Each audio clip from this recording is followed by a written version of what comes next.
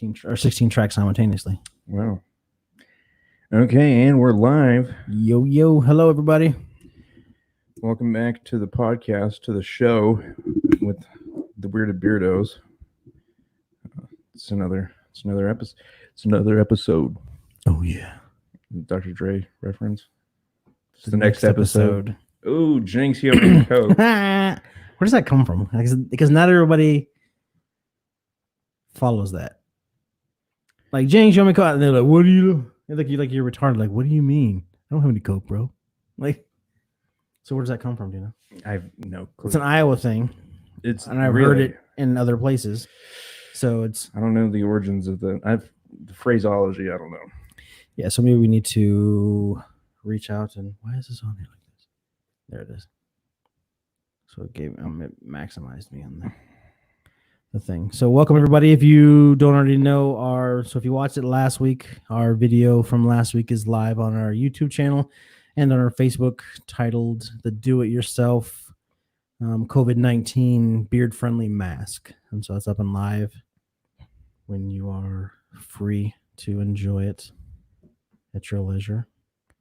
And so we'll also premiere a new video sometime today during this episode, and it'll be available next week as well. If you want, you can watch it here in the podcast, obviously, but it'll be available as its own video on YouTube, which is youtube.com/Wearded Beirdos or facebook.com/Wearded Beirdos, and obviously weirdedbeirdos.com, which I haven't started putting up there yet. I've been kind of lazy.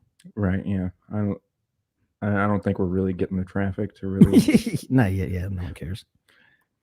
It's so black podcasts don't matter, I guess. I mean, it's not yet. All podcasts matter. Yes.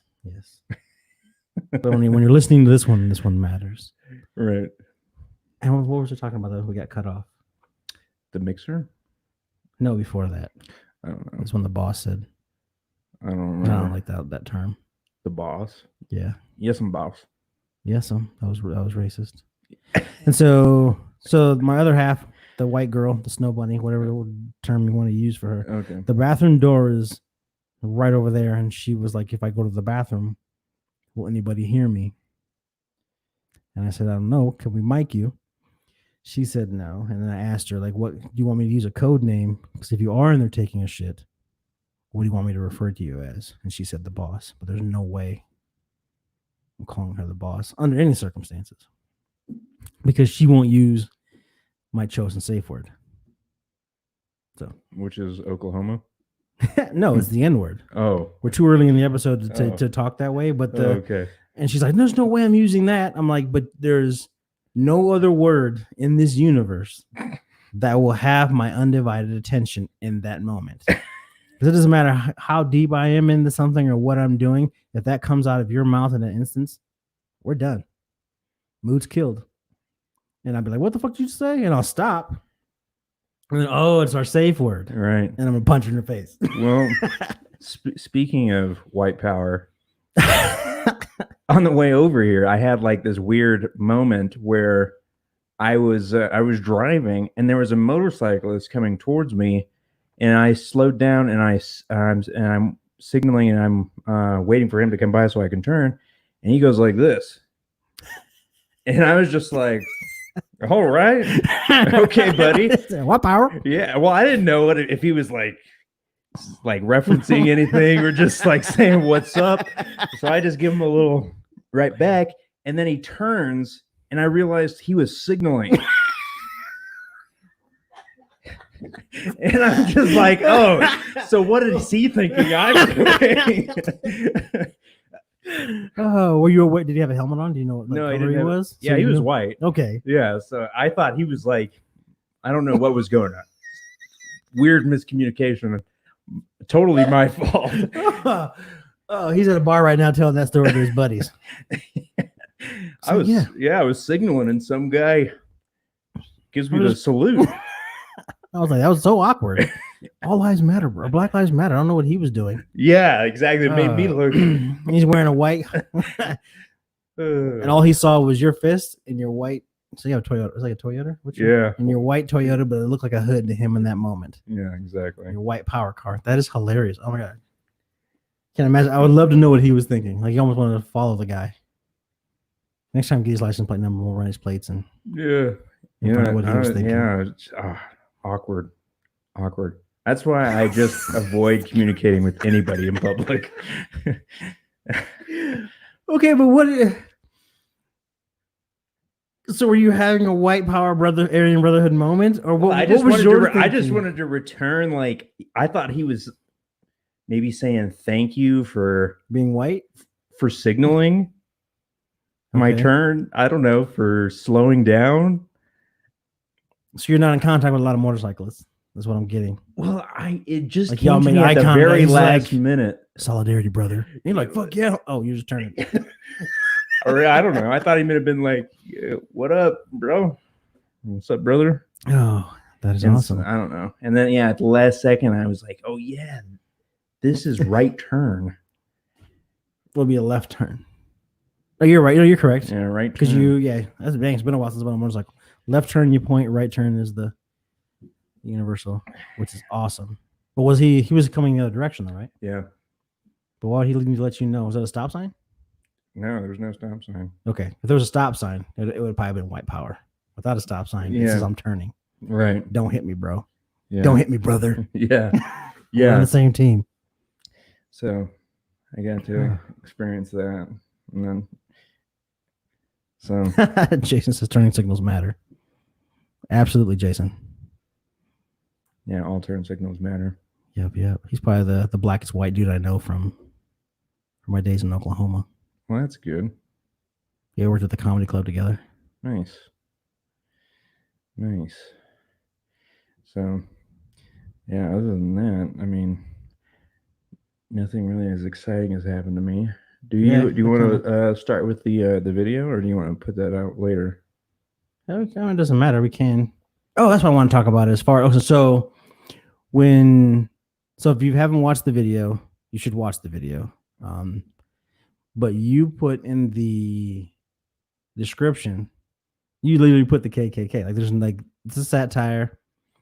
Bearded Techie is not part of the KKK. Yeah. I'm like, wow, you're gonna flag us, but as hate, and so I removed that and I put in to be transparent or clarify that was my idea. So if you see it again, I removed it because I didn't want to get flagged because I almost tagged when I was going through and I was putting the tags for the Facebook video and for the YouTube video. I was putting in the tags. They do DIY masks and COVID masks and stuff like that. And I was typing KKK hood and I was like, oh, we can't, because as soon as we do this, now we're flagged, which it's obviously what it is, but I don't want to have the terminology added in there. So as a heads up, if you see it, I removed that to put it on my shoulders. That's fine. It was my idea, which it was my idea. And I just had a weird, I don't even know where these ideas come from, but it just popped in my head. And I could just see somebody not getting the joke and just seeing me with a white hood on and just thinking that racist. Oh, it was hard.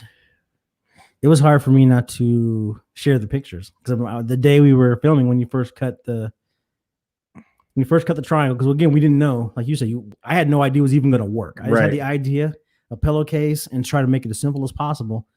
And I didn't know if we had to put a cone or something in it was going to flap over. Yeah. Like a Squidward type thing going on, something like that. I had no idea. The moment he cut the prototype to see if it was going to work and put it on his head, I just immediately, I got to get a picture of this. And this is before the eye holes were cut in. And it was, in that moment, it was everything that I dreamed it to be, because rarely do you come up with a concept of something and it plays out. Yes. And so in that moment, I was like, oh my God, this is going to be amazing. And then he cut the holes in it and it just looked so racist and inappropriate. And then this was before the idea came before what's going on in the world today in the first place. So it wasn't like, oh, I'm thinking I'm being racist right now. How do I make fun of that? That wasn't even a thing. It was just like a COVID mask. Yeah, the idea came before the George Floyd thing. Yeah, we filmed it before George Floyd. Yeah, and then we sat on it, and then when that started to happen, I remember I asked you, like, bro, are you okay with it? Because I wasn't sure. Like, I don't know how you felt about it overall, because it's satire. It's hilarious, and no person's ever come to me so far that I know personally and be like, that was a horrible idea. Yeah. I'm okay with it because it to me it's clear that it's a joke, right? And I think I don't see a problem with it because it's like because there's a black guy in the video. Right. That makes all the difference. See, if you were a white guy, Oh, if it was two white dudes, yeah, it wouldn't have worked. It wouldn't have worked. I'd be evicted right now. But yeah, I don't see a problem with it. I have a good sense of humor. I was unsure of how it was going to be received, so that's why I put that little disclaimer. Right. Because there's people who are just don't get jokes.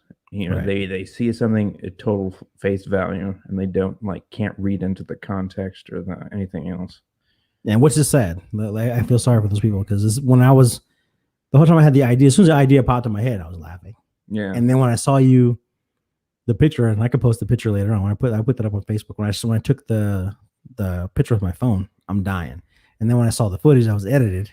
Even though I knew what was going to happen, and I saw in that moment of it being edited, I was like, wow, this is hilarious. And I hope people get the joke because it's so absurd but it's also practical. Like it'll work if you have a beard and you don't want to burn the top of your head and you want a mask that's going to protect you and other people and also not mess up your beard. So I mean, maybe not choose white as the color, but the sheet at Walmart was only like $4 and some change for 2 sheets. I don't think you could choose any because people in the KKK, they have red robes, purple robes, green robes. It depends on if you're like a captain or a dragon or a... Oh, do they? Yeah, they have different colors. So, okay. If you're they ride motorcycles and throw their fists up? I don't think they ride them with the hood on. I think it would come off maybe. It'd be hilarious. And the hood, the little point flapping in the wind. There's a documentary I wanted to watch on Netflix that I thought it was a fake documentary. The black guy that goes around? It's the alt-right. It's called alt-right. It's about a black guy who's like interviewing, he starts out by interviewing a white supremacist. Is he a big fat black dude, like an older black guy? Not older, but he is chunky. Because there's a big older guy that goes around and I know who you're talking about. Them and they give him his robe. Yes, which I know who you're talking about. Yeah, he's probably starting a clan somewhere else. No, not that guy. Okay. Yeah, I do know who you're talking about. He's a piano player too. Oh, I didn't. Yeah, he's a really good piano player. That guy. Yes, friends. No, that black guy. The alt-right guy or the guy from that we're talking about that got everybody's hoods. Yeah, the guy that got everybody's hoods. He's like a really good musician. He's like a blues pianist. It's hard to take him serious after he's going around. And I get what he's doing. I appreciate the effort, but if you get killed, it's your own fucking fault. Like you stupid is, stupid does. You play stupid games, you win stupid prizes. If you're hanging out and trying to convert the clan, you failed at life. That's a Darwin Award right there. Yeah, it's so much effort for so little reward. Yes, because you convert one white guy. Well, so what? I mean, like that one white guy, he's not converting his friends. Right. He's now hated by everybody he has now known. So I don't know what he's good that's done. And I guess it is good. He is doing good, one piece at a time, but it's just such a small amount of good for, I don't know, maybe it could make a bigger difference than what I'm thinking. I hate to be small-minded about it. Yeah, I don't know anybody I went to school with people who have reached out when this was all going down and were like, bro, like I remember the conversation that you and it was 2 black guys. We were at Sherman together. 2 black guys, me and another guy, he's like in North Carolina now, great guy. And then a white guy, we was having the conversation. I can't remember, it was around somebody else. Maybe it was Zimmerman or something like that. Or it was one of those times when Trayvon Martin got killed, or it was another around that, but it wasn't on the scale that it is today. And he was like, the Black Lives Matter comes up and says, yeah, but all lives matter. Like then we kind of broke it down to him. And in that moment, you could tell, like, wow, like it wasn't that he was racist, but he just never thought about it. Mm-hmm. And I think that planted the seed. And then fast forward to this situation, he reached out to me. He's like, man, like I thank you for that conversation back then. Like that made it all kind of worth it back then. It's just one person, because that means that he's not going to raise children that believe that way. Mm-hmm. And then not necessarily my generation will ever see it, but 2 generations down the road who made that one conversation could eliminate it from an entire demographic. So I think over the span of time, it's a great thing. But for the here and now, he's putting himself at risk, which is unjust if he does get killed that way, and no one's going to, oh, that's what you get. You know, I would say that, like, it sucks. It's one thing to be killed by cops being black, but it's another thing for the black guy to go throwing rocks at the police station and get killed. Like that's kind of the Mhm. if you look at it from that perspective, like he's going into the belly of the beast to try to change their mind. That's kind of a dangerous thing. And are they even willing to accept you? My theory is that the people you are approaching probably weren't racist in the first place. Is the people that they've hung out with. Yeah. Behind people that are in my circles and have posted and on, oh, it's like that's just how it was, and that's how way I was raised. And it wasn't until I grew up and got out of into the real world that I realized it was wrong. You know, I bet there's a lot of people who are just a part of like those kinds of groups, or who hang around with those kind of people who aren't like truly racist, but it's fun to hang out with people who all are thinking the same thing, doing the same thing, Yeah, and like who want to get together and hang out all the time. So it's just the sense of community and camaraderie that they're getting. And they're probably not like as racist as they think. It's fun to get together and make fun of a group. Or I know they're not just making fun of black people. But I think a lot of them are probably not as racist as they think they are.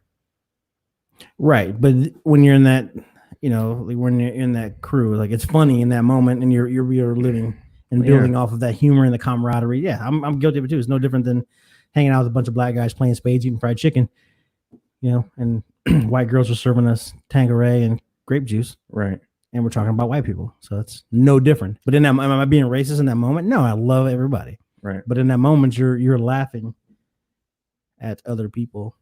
Yeah. But when you leave that group, you're not being mean. So I think what happens behind closed doors they probably don't get it like any exposure to, like, because these are in like small backwoods towns where there's no black people living, and so they don't really know any black people to be even racist against.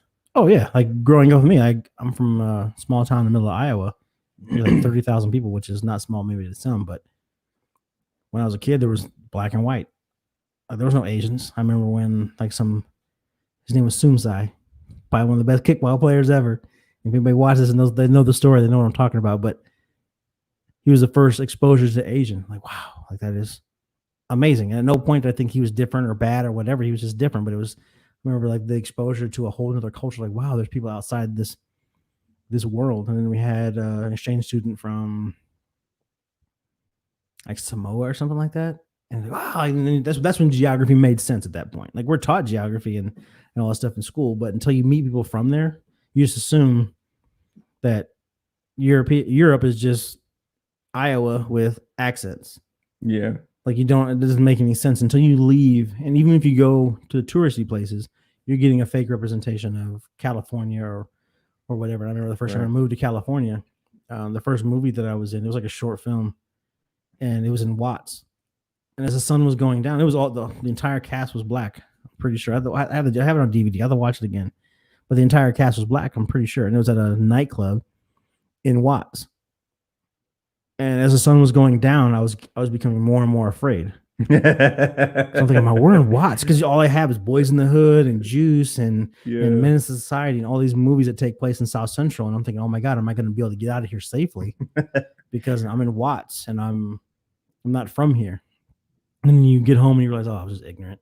Right. So I'm really hanging out with people from that. I'm hanging out with the bar owner because it's his bar, and we're doing the scene that we were doing took place. It was two different shots that was in the movie. One was I was the coworker of the owner, of the black dude was about to get promoted to manager, and I was his coworker. And so there's a scene where he comes in and gets promoted, and there's a scene of him working later in the club. And so it was like an all-day type shoot. And it didn't even occur to me that, the owner is from this area and he owns a club here and he's not afraid. So why should I be afraid? But when all you have is the portrayal of the media's black community and movies, black, Boys in the Hood was a scary film. If you peel back the layers, like, man, like you go in there and you get shot just for walking down the street because you're wearing a red handkerchief or a blue handkerchief, that's kind of terrifying. And if you're coming from small town Iowa and hanging out and trying to do like get the acting bug out of your system, you're hanging out in Watts, that's kind of terrifying. So I understand why people that are like, in small towns and act that way, because that's all you really know. So it's funny when you're growing up, but also in the 80s, Blazing Saddles was written by Richard Pryor and Mel Brooks. That's probably one of the most racist pieces of art that's ever been created. Yeah, you can't get away with that now. Yeah, it sucks. What happened? Yeah, everything's gone politically correct. Which, yeah, it's 'Cause they it's don't our wanna- fault for allowing it to happen. Because I remember black jokes. My grandpa would tell me black jokes, and black people would tell me black jokes, and we'd laugh and move on. It's just a joke. I get it. Humor is humor. We all need to laugh, but then at some point, someone decided it's not cool to laugh anymore, and then things got serious. Because it hurts. Because we don't want to hurt people's feelings. Because that's where it's going. It's like we don't want to offend or hurt people's feelings or upset someone or make someone feel less than. We don't want to marginalize a group. But is it hurting my feelings to tell me a black joke because we're friends? No, because you know how I'm going to take the joke. So maybe the problem is I don't want to hurt you. How about you get to know me first and then find out if it's not going to hurt my feelings? But you're just like segregating an entire group of people because you don't want to hurt their feelings, and how do you think that makes them feel? I don't know. I mean, I'm not me. deciding. I'm not deciding these things. I mean, I got a picture of you in a KKK hood, so I don't know what you're talking about. Well, it's just I think it's all a Christmas card, by the way.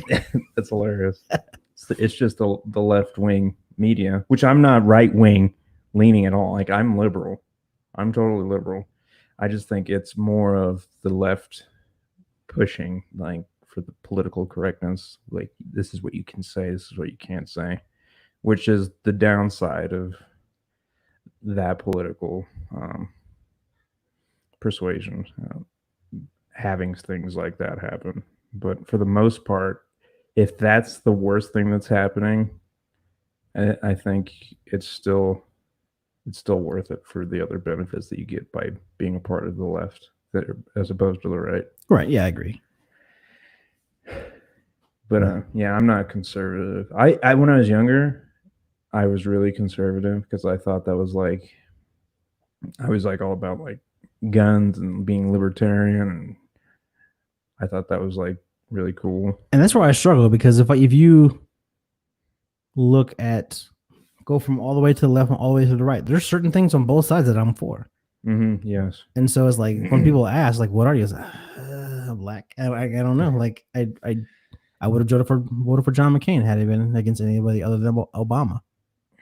And I didn't vote for Obama because I was black and because he was black. I voted for Obama because of the state of the world. You finally put a person, and I think it kind of backfired, but it's part of his fault as well, because he didn't say the right things. Like at the end of his presidency, he should have been like, pull up your pants, and dropped the mic and walked off. That should have been the last thing he said. Like he never addressed the fact that black people run around and do stupid things.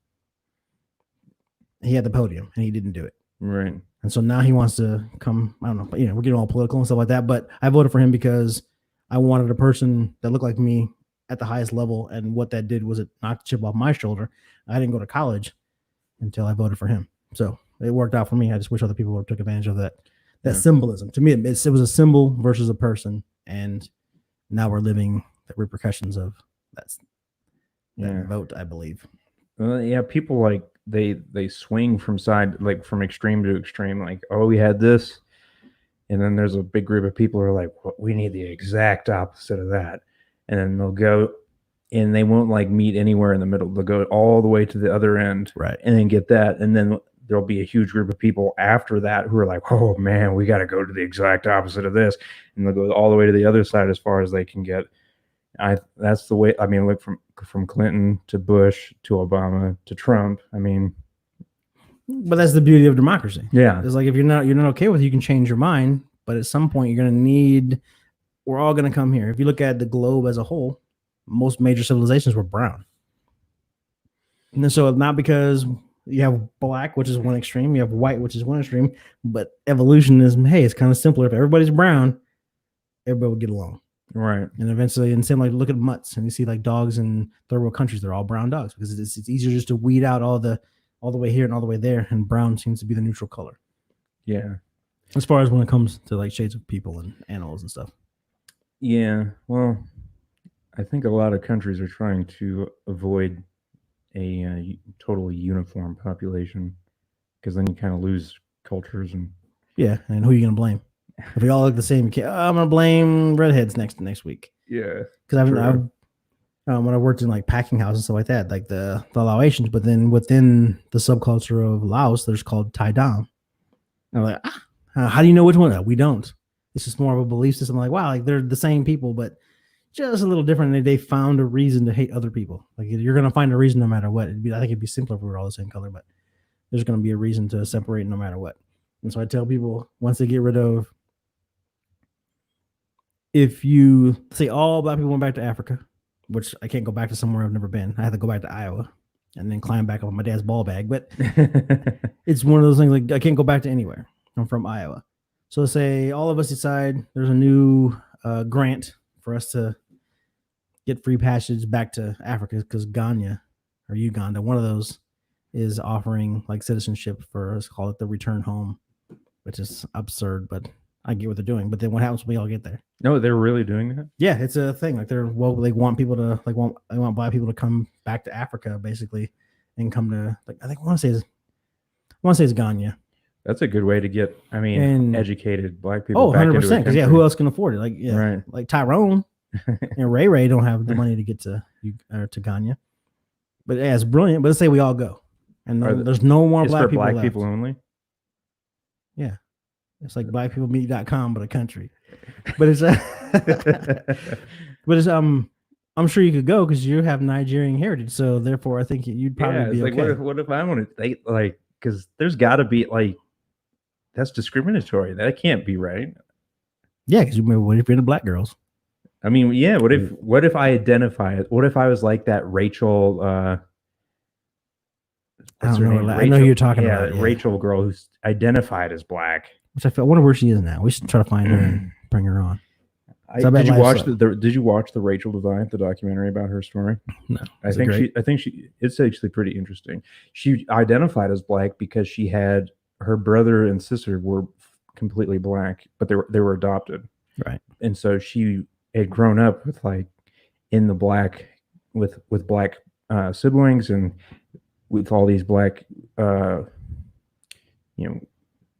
in black culture.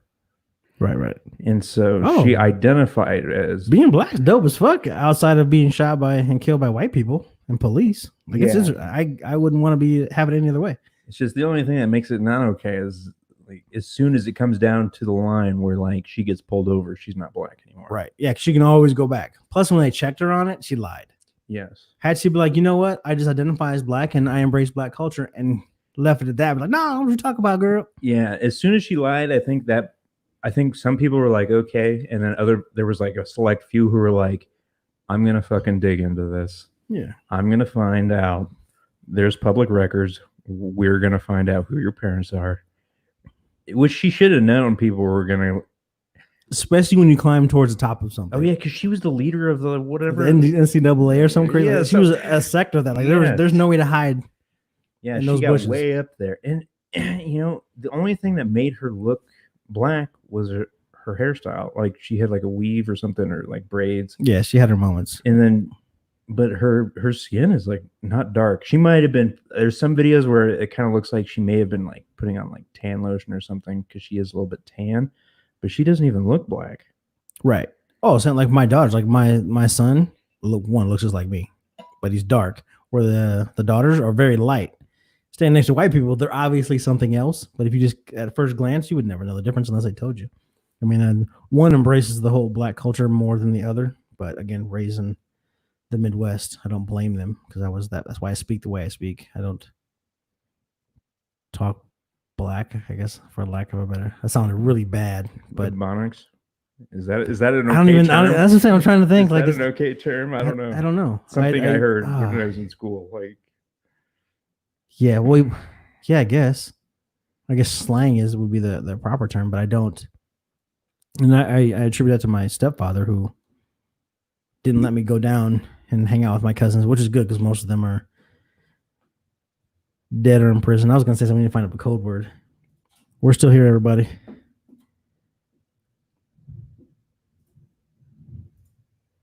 Camera shut off on us, but I promise you we're still here. No one's watching at this particular moment anyway. But if you're watching this later on, it was all Steve. What happened? There we go. Sorry, people. It's my responsibility to make sure the camera stays on. It's got one job. I was getting way into the moment there. Take the focus thing off. Oh, yeah. There we go. So what are we talking about? Being black, ebonics. Oh, or if that's even the thing. Like, yeah, I don't even know. Because I've always been That's articulate, but I truly enjoy words and the power of words. And I wanted to be a rapper back in the day, like every other black person that one of my discovered favorite rap. rappers. Have you ever heard Bus Driver? I have not. He's very articulate and raps really fast, and his raps are always so interesting. But what, like DOS effects, you know, they're like English majors in college. Like that's how they met, and they have some of the weirdest, like wow, like never heard of them. Oh, you have to look them up. DOS effects, Yeah. And I think from Kid and Play, the one with the high top fade has like a degree in English. Really? But I think if you truly embrace the art of lyrics, like English becomes your thing. Like I love makes sense. Just etymology and just like the root of all words. Like right. It's like where do they come from? And a lot of people have no idea. Yes, I've always wanted, like, because a lot of words have, you know, their roots in Latin, and they've morphed and evolved. And I think like the roots of like certain phrases and how those came to be, and like terminologies, and how they've lasted for all time. Because when I took zoology in undergrad, which don't take that class unless you have to, unless you're gonna be a veterinarian, leave that class alone. But the zoology book came with I wish I have my books here. Came with a word root dictionary. It's like a little pamphlet-sized book, and I carried that all the way through to the end of chiropractic college because the easiest way to understand even medical terminology at any level is to break the word down to its word root. And so once you know how to speak in word roots, prefix or suffix, the word tells you exactly what it is. Like epiglottis, epi is around, glottis means tongue, around your tongue. So if you know what the word means, you know where to find it. It's around the tongue somewhere. Things like that. Like hematopoiesis actually translates to make blood juice. I'm just throwing things out there, but if you try to remember what does hematopoiesis mean? What does it mean? Well, break the words down. I don't know what the word means right off the top of my head, but I know if I break it all down, it means to make blood juice. And then from there, you can answer the question off of what's the one closest to making blood juice. And so this is the mace making blood from bone marrow and all that stuff. But it made that so much easier. And I just fell even more in love with that. And I think the articulation, because if you want to pronounce the words correctly, you need to get rid of accent and speaking a certain way. Like, well, I'm fitting to do this. And I grew up with that on the black side of my family. They spoke that way. They're all from Mississippi. It's not wrong, but if you don't never have to change, you'll never change. And then you get out into the real world. Like people from Texas have no idea that they sound ignorant to the rest of the world. But in Texas, that's how everybody sounds. It's nothing against Texas. It's just that you've never. What was that, thunderstorm? Or do you have gas? Both. Okay. Yeah. Well, yeah. There was a flash flood warning for the area. Yeah, I got that on the Echo device. I was almost said her name. I want her talking to me because she gets on my nerves sometimes. We have a love-hate relationship. Okay. But she had a warning. And sometime today there was till like 7 o'clock. I thought it was going to be. It's well after 7 now. So if the power goes out, we'll find out we're still alive next week. So, yeah. So words are interesting, and they're powerful. Yeah. If you know how to use them correctly. Yes. Yeah. And gotta use them correctly. Yeah. And did you ever read or watch the documentary The Secret? Yes, I did. Laws of Attraction. And that's how I think too that I fell in love with it again there, because it makes so much sense. Like if you like thought process of how, again, going back to the black community, they think they can't get out of the community because that's the way it's always been. But you can. You just got to change the way you think. Getting out into the world, and if I'm thinking the way I think, but then I get into not necessarily your world, but then into the American culture outside of the black community, if you keep thinking black, acting black or ghetto or whatever the terminology, I don't know what the word of the month is, but if you continue to think and act that way and you get out into society, you're going to stand out like a sore thumb. So you need to assimilate to a certain point. You can still keep your culture and embrace it and all that stuff, but still assimilate into American culture, not necessarily white culture, because white culture has different shades. You have, the good old boys from down south, Aryan Brotherhood, the whole Confederate is our heritage, only lasted 5 years. You have those type of people, but that's still not American culture. Mm-hmm. American culture is the melting pot and how we got here and to build a better union and do all that stuff. Right. It just happens that when that was all coming about, there was slavery at the time, but then they understood, hey, this is not cool. We changed it, and we should have moved on from there. But then there were still people that were alive that were upset for whatever reason. And there's still people that are holding on to that hatred for whatever reason to generations long gone. Mm-hmm. And so but coming out of the. Well, I think people, like white people, not all white people, but the white people who do find joy in like, latching onto the Confederacy thing, is they're like because it's like the underdog. They don't really. I think a lot of them aren't really thinking about slavery. Right, and They're thinking same. I'm with you on that. It's like, that's who we are, and right. And they fought for this, but if you peel the layers back, what were they fighting for? Yeah, they're thinking like, yeah, we're Southern and proud. We don't want like the ways of the North. We're doing our own thing, but they don't realize we're down south and Southern pride and Southern charm and all that stuff. But they don't realize what they're saying is we wish we still had our slaves. Yeah, as soon as that flag flies, I don't care. I can't hear a word coming out of your face because that flag represents the team that lost, and no one likes losers. But apparently Trump likes losers now because that's how he's defending the hell out of that, which makes zero sense when he's all about winning but he wanted to defend the losers. Yeah. Confederacy. I was guilty of it when I was a kid, like a Confederate flag. I was like, yeah, I love the Confederacy. Yeah, because the flag it's a cool flag. But we're taught, it's amazing. I grew up with Dukes of Hazzard. And the General Lee was painted like the flag, and Daisy Duke was hot. So it's like, oh man, you embrace that and you realize that you grow up, whoa, maybe I shouldn't have liked that. What is wrong with me? And it's not, and I went through I read the autobiography of Malcolm X by Alex Haley, the author of Roots, because that's the title. Okay. But I read it twice. And then you go through oh man, he was amazing, strong black man. He ended up getting killed at the end, obviously, but we all know the story. Yeah. But you start to remember like, he was black and he was powerful and all this stuff. And so you go through that phase and you start thinking, oh man, the white man hates me, so I'm gonna be as black as I can possibly be. And the way I attribute blackness is acting a certain way, and my pants sag, and my pants sag because I don't have a butt. Even my scrub sag. So there's nothing I can do about that. So I try to pull them up, but you start to embrace and pull that stuff in, and you realize, oh man, in that moment, it's like you think you're the Confederates. The same thing. It's the same. You're just pulling that in because in your mind, I got to be as black as possible to fight against the system. Mm-hmm. And on your end, it's like I got to be.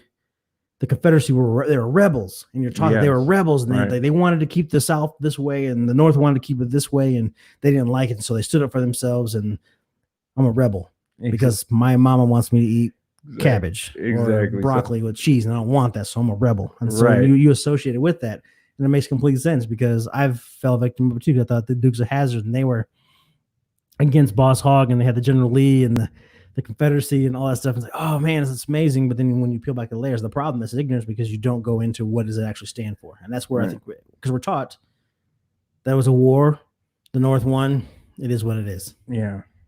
I was just reading an article, I think it may have been in Vice, that there were still slaves up until like the 60s in Louisiana.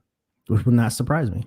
And like that there was people who had told that there was black people who had known that there was slavery was gone, but they were still instituted into that where they had to work on the land to live there, but the landowner set it up so that they were always in debt and they could never leave. And if they tried to leave, they capture them and bring them back and beat them up. It's like conversion to like indentured servitude almost. Yes. And if you can't read or write, how would you know that there's newspapers around? That was the beauty of suppressing education back then, because you can't escape if you can't read street signs and you can't read maps and all that stuff. Where are you going to go? And that was the problem. You're a black guy no matter where you are. And that's what people don't understand. You go, oh, I'm a woman or I'm this. Yeah, but I don't know if you can put your hair in a ponytail and strap your boobs down with an ace bandage. And from a mile away, I don't know what color. I don't know what you are. I'm black from any distance. Yeah. And so that's why I hate when people like homosexuals. I shouldn't know what you're doing behind closed doors.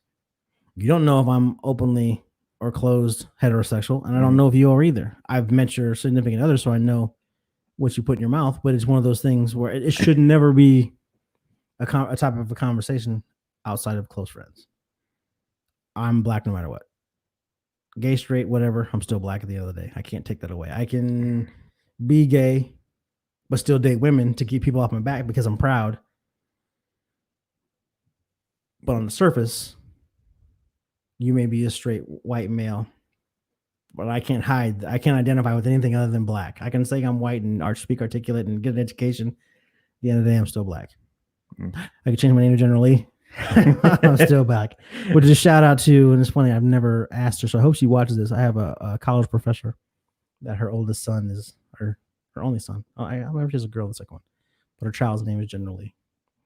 Oh man, he's not having an easy time right now. Yeah, he's young now. I think he's still under 10 years old. But really? Okay. I hope she watches this so she can reach out to me and we can have this conversation because now they're tearing all this down. But he's always it's going to be his name, and eventually he's going to go into school and he's going to be around black people. I remember when she told me the name. I think a lot of black people don't know what General Lee is now, though. Yeah, but someone's going to find. It only takes one person. Oh yeah, quick Google search. I don't know if you can hear that on the mic, but the rumble is good. But yeah, it's going to come up in history, and whoa. Yeah, in history class, yeah. Hey, yeah. Hey, G. Like, wait. Now we know why you go by G Lee. Yeah. Yeah, G would be perfect if he just goes by G. Yep. That's redeeming. Yeah, he'll catch hell in school because it's gonna happen. Hopefully later on in like maybe high school it happens, but kids are cruel. You couldn't went to school with me and been named General Lee. He's young enough now, though. They could still change his name. Yeah, but then you're like, change his middle. You shouldn't have to, but the world that we're in right now, and then when you named him that, it meant something totally different. Yeah. It's because everything is so, God, what's the word? Like Karen. No one's getting named Karen anymore. It was a cool name once upon a time. Like everything is just polarized, like everybody's looking for the meaning behind things, and it makes no sense. Yeah. But I think we're so disconnected because of cell phones and the internet and live streaming, and we've lost that conversation. Like you and I are having a conversation. It's going out of the airwaves, and people are accessing it through social media. But you and I have legit conversations. We have legit friendship. Like I care about you. We've met. We've broke bread. We've hung out. We've done all that stuff. A lot of people, their entire relationship is through a phone. Right. They'll get together. They may meet through friends. They may meet online, and then they text until they fall in love, and then they get together. They do their thing. They're physical for like intercourse, and as soon as intercourse is done, they roll over. They grab their phone and go right back to texting again. Yeah. Like it drives me nuts when my white girl, like, we'll be sitting right next to her and she'll send me a text. And sometimes it's like a funny meme or something like that, but you could have just reached over and said, look at this. Or we could have shared it together, but it's weird how, oh, it's got a Facebook message. Oh, it's my buddy. I was like, oh, I hope that was not her talking about, that's my goddamn son, motherfucker. So. Well, do you want to play the video now? Absolutely. So to catch everybody back up, the top shelf stuff when we had reach out to Beardsley and Co. And we let me rewind. When we did the Beardnaise, which was actually called, but now it's just putting mayonnaise in the beard as far as the video. But after we did that, we looked for other products to use, and then we got a whole bunch of free stuff from this company. But we'd already purchased the travel size of the shampoo, and so since we'd already bought that, we tossed the original idea we were going to do to the wayside. And so now we're going to play that for you. We talked about it in the Origins video, and now we're going to play that video, and then the video will be live by itself next week. So this one is our original idea for Beardsley and Co.'s beard shampoo. Beard shampoo. Thank you. That's why I love you, man.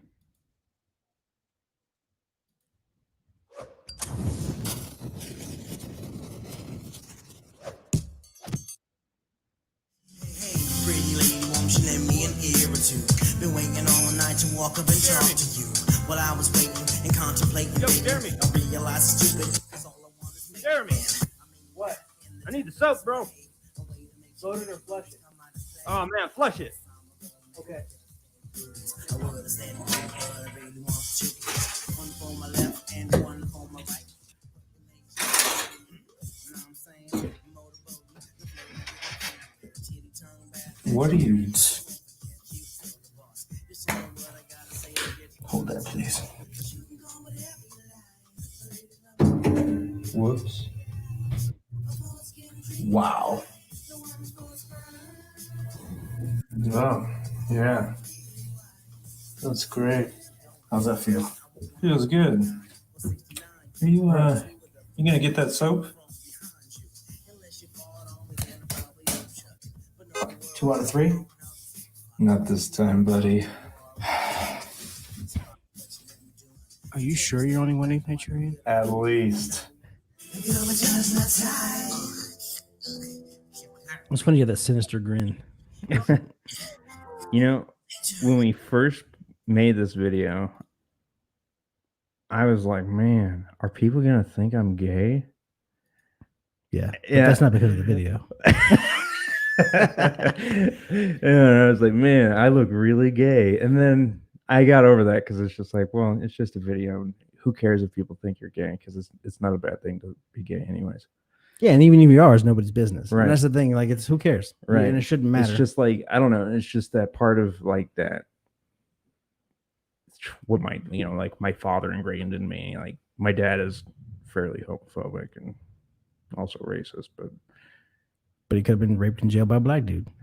possibly, His first experience may not have been pleasurable. possibly. Should But, bring him in. Can we call him? No, no. But he yeah. So I was kind of homophobic. So it's like it's that part of me. And when we were making that video, when you were rubbing it into my beard, that was like probably one of the worst feelings of all time. You lost your chub? No, I just hate like I'm like fairly like I don't like people touching me in Right. general, and like having another person like massage my beard. And you're It half was- naked at the time. Yeah, it was literally like I could not wait for it to be over, but the original sequence, it was like 2 minutes of like him just rubbing the soap into my beard. And rubbing the chin and Yeah. stroking on your chin and everything. Oh, it took Yeah. so long. It was just cringe. I hated it. He says that now. Yeah, but now it's funny. But at the time, I hated it. But yeah, it worked out. I think that's one of our like best put together videos.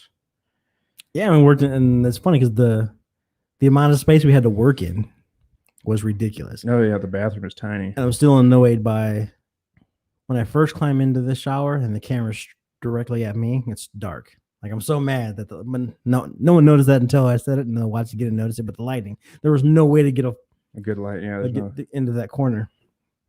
But the first shot, when you're shooting all the way down the hall, it looks so good because you have all the extra space when I'm in the toilet. Like Mhm. that, the shot is so crystal clear and nice and bright. But yeah, the trials and tribulations. And so going back to your dad, so do you know if the Nigerian is on his side or the mom's side? Because technically your dad would be more Nigerian than you. I have no clue whether it came, what side it came from. I would have to have both my parents take the 23andMe thing to find out. You just need one of them. Who could we hold down? Well, they Who could be- both. They could both be part. I could have Yeah, gotten true, it from yeah. both of them. Which is possible. They're all going to have. Everybody came from there. Well, I don't know. I could probably get my mom to do it. Maybe. Or get your grandma to do it. Yeah, I don't think she would. I mean, I could try, but Just ask. I'll ask her. My grandma want to see how African you are.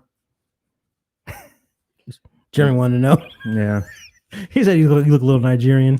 He had some of the symptoms. And he wanted to know how much it was. yeah. I don't know. Maybe I think I'd rather have my mom do it because if I have my grandma do it, having to explain to her how to look at the results and how to access things, and that's going to open up a whole can of worms. Yeah.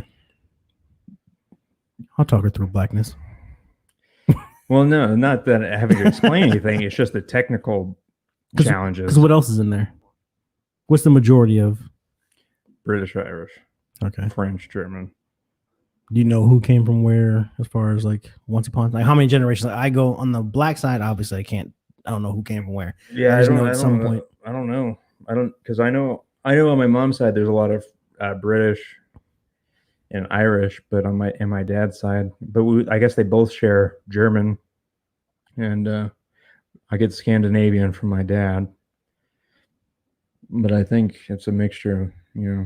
I think they both had a lot of the same things, except for Scandinavian. Scandinavian is only my dad's side, I'm pretty sure. Gotcha. Yeah, like on the mom side, it's a lot bohemian. Like, Yeah, it's ridiculous how deep, because it goes back to, I know the person that came, as my great grandfather came from over on the boat, so I'm that close to the first generation or the original Americans, which blows my mind. That was funny. I was thinking about that the other day, and we're talking about racism.